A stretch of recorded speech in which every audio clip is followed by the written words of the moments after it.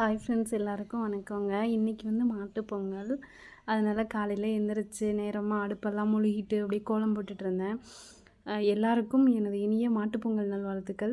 எல்லோரும் நல்லா ஹாப்பியாக மாட்டுப்பொங்கலை கொண்டாடுங்க. என்னோடய வீடியோ பிடிச்சிருந்துச்சுன்னா லைக் பண்ணுங்கள், ஷேர் பண்ணுங்கள், சப்ஸ்கிரைப் பண்ணிடுங்க.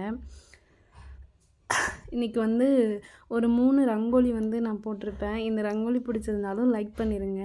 நல்லா இருந்துச்சுன்னா கமெண்டில் சொல்லுங்கள். அப்புறம் வந்து இன்றைக்கி எங்கள் வீட்டில் நான்வெஜ் எல்லாம் சமைச்சோம். அதை எல்லாத்தையுமே ஒன்று ஒன்றா வீடியோ எடுக்க முடியாது. மட்டன் குழம்பு மட்டும் எப்படி வைக்கிறது அப்படின்னு சொல்லிட்டு வீடியோ எடுத்து வச்சுருந்தேன். இந்த ரங்கோலி வந்து எனக்கு தெரிஞ்சாப்புல நான் போட்டிருக்கேன். உங்களுக்கு பிடிச்சிருந்துச்சுன்னா லைக் பண்ணுங்கள்.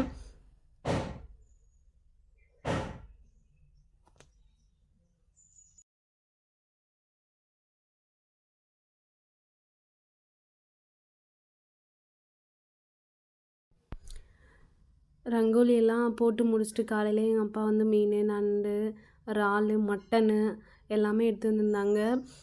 நாங்கள் வந்து தீபாவளியை விட மாட்டுப்பொங்கல் வந்து ரொம்ப சிறப்பாக கொண்டாடுவோம். பொங்கல் ஏன் அப்படின்னா இறந்தவங்களுக்கு வந்து என்னென்ன பிடிக்கும் அப்படிங்கிறதெல்லாம் சமைச்சு பலகாரம்லாம் சுட்டு ரொம்ப சிறப்பாக செய்வோம். தீபாவளி கூட பெருசாக ஒன்று பலகாரம் மட்டும்தான். ஆனால் இதில் சமைக்கிறது நான்வெஜ் வந்து எல்லா நான்வெஜ்ஜும் சமைச்சிருப்பாங்க. எங்கள் வீட்டில் இன்றைக்கி அப்படி தான். ஆனால் எல்லாத்தையும் ஃபுல்லாக என்னென்ன சமைக்கிறதுலாம் வீடியோ எடுத்தோன்னா லேட் ஆயிரும்னு சொல்லிட்டு தான் மட்டன் மட்டும் எப்படி சமைக்கிறதுன்னு சொல்லிட்டு லைட்டாக வீடியோ எடுத்திருந்தேன். அப்புறம் காலையிலே அப்புறம் எங்கள் அம்மா ஒரு 8 மணிக்கு 9 மணிக்கெலாம் நாங்கள் ஸ்டார்ட் பண்ணிட்டோம் சமைக்கிறதுக்கு. வெங்காயமெல்லாம் உரித்து வச்சுட்டு அதுக்கப்புறம் மட்டன் குழம்பு நான் வச்சேன்.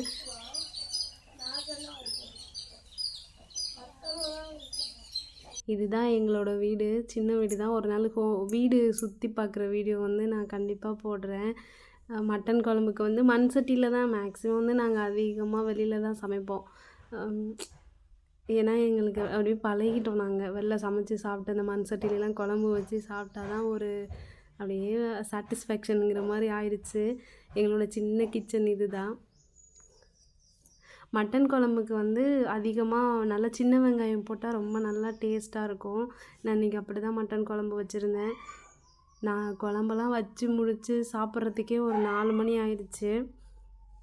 இன்றைக்கி எங்கள் வீட்டில் வந்து எல்லாம் நான்வெஜ்ஜு, கருவாட்டு குழம்பு, முருங்கைக்கீரை, பணியாரம், வடை இந்த மாதிரி எல்லா ஐட்டமும் செஞ்சுருந்தோம்.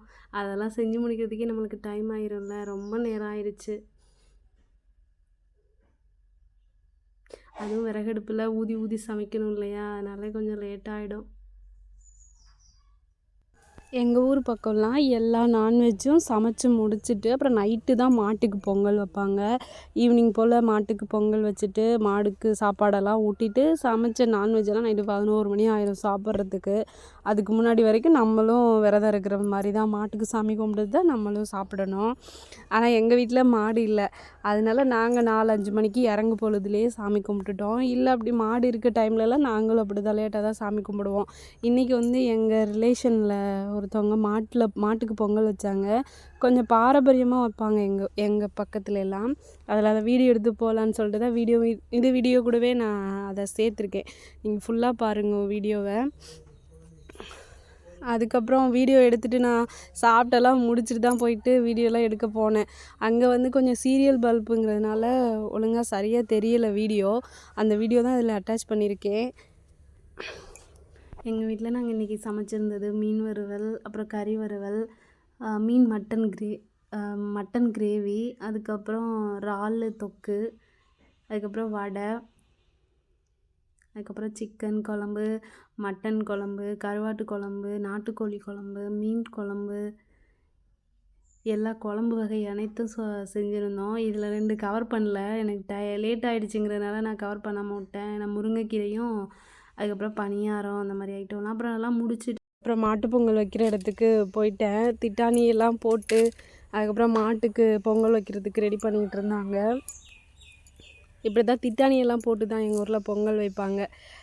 இதுக்கு பேர் திட்டாணி. மண்ணும் சாணியும் கலந்து ஒரு வீடு மாதிரி கட்டமாக போட்டு அதுக்குள்ளே தான் வச்சு சம்பிரதாயமாக பண்ணுறது. லைட்டிங் கம்மியாக தான் இருக்கும்.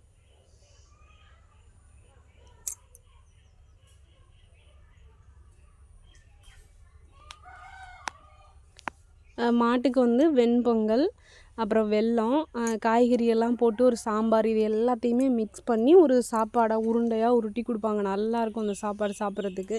நல்லா சாம்பாரும் வெல்லமும் கலந்து ஒரு வெல்லத்தை தொட்டுக்கிறதுக்கும் சாம்பாரும் சரி. இல்லை மாடு வந்து சாப்பிடாது, வெண்பொங்கல் தான் கலந்து கொடுத்தா தான் சாப்பிடும். அப்புறம் வந்து எங்கள் ஊர் பக்கத்து அப்படின்னா பொதுவாகவே பொங்கலுக்கு வந்து வாச பொங்கலாக இருக்கட்டும், மாட்டு பொங்கலாக இருக்கட்டும், வாய் கட்டி தான் சாமி கும்பிடுவாங்க. ஏன்னா சாமி கும்பிடும்போது பேசக்கூடாது அப்படிங்கிறதுனால. இப்போல்லாம் யாரும் அப்படி இல்லை. கோயிலில் போய் சாமி கும்பிட்டாலே நல்லா கசகசன்னு பேச தான் செய்வோம். அது மாதிரி தான் இங்கேயும் கும்பிட்டுருந்தாங்க. பார்த்திங்களா, சாப்பாடு கூட எடுத்து வைக்கும்போது மாட்டுக்கு வாயை கட்டிக்கிட்டு தான் சாப்பாடு எடுத்து வைப்பாங்க. அப்புறம் சாமி கும்பிடும்போது வாயை கட்டிக்கிட்டு தான் சாமியும் கும்பிடுவாங்க.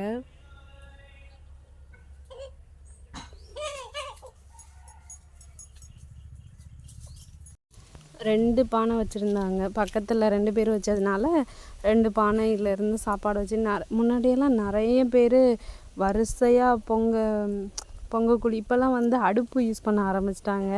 ஏன்னா கால